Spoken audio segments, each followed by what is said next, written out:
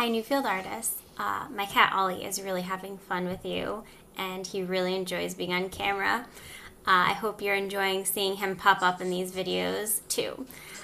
He will be back.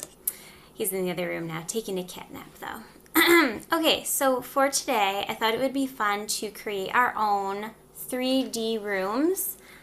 Here's a little example that I started. It's a living room, and it has this nice little pop-up part of it, and instead of us just having a flat two-dimensional just piece of paper, and two dimensions meaning we can just measure the height and the width of something, but we're taking it a step further and going for 3 dimensions, and that is height, width, same as two-dimensional, but now we're adding the third, which is depth. So how far back something goes, like this room. So I will show you how you can get started. Okay, so I have here just a regular plain piece of computer paper, printer paper, and it's a rectangle. So I need to make this into a square. And this is how a lot of origami projects start. You need to start with a square piece of paper. So I'm just gonna fold the top down, and I'm just going to, I'm looking for that triangle. So I have this triangle here, and I have this rectangular strip at the bottom, and I'm just going to cut that off. So again, I took it like this. I took a top corner, and I just folded it down over to the side, line up those edges, fold, and now I'm going to take my scissors and I'm just going to cut along here. So I'm cutting that off, and now I open it up to have a square. So all 4 sides are the same now. Okay, so now that I have my square, I want to fold the bottom to the top, match up those edges, really press down like that. I'm going to open it up, and now I just want to turn it, and I'm going to fold it again in half. So I folded it over that way, and I'm going to fold it the opposite way in half, pressing down, press, press, press, and now I'm going to open it up.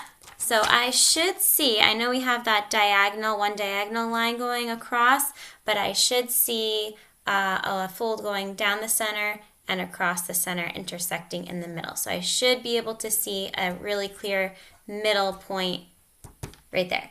And what I'm going to do next is take my scissors. This is going to be the last time you need your scissors, by the way. And I'm just going to, actually I will just trace so you can see. I'm going to cut from the bottom along that fold, and I'm going to stop when I get to the middle. And you only need to do this once. So I'm starting at the bottom, stopping in the middle, just like that. So now you can actually test it out, and you can kind of fold it up, and if you just put one of those pieces on top of the other, it just slides right into place, and that's how we're going to be assembling our 3D room. So it's as easy as that.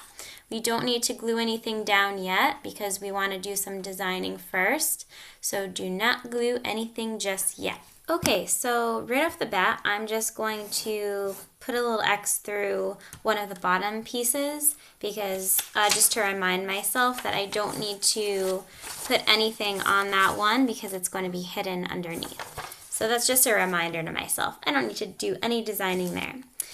This one, the other one on the bottom, is going to be the floor of the room. So I'm thinking I'm going to make this into a living room. So I'm going to be inspired by my own living room where I've been spending a lot of time. And I'm going to put a rug. So there's, if you look in the slides from this lesson, there's a lot of different examples to help you. There's a lot of different kinds of rugs that you could look at. There's some sofas, there are windows, bookshelves, and things like that. So I think what I'm going to do is just walk you through briefly. I'm going to speed this up.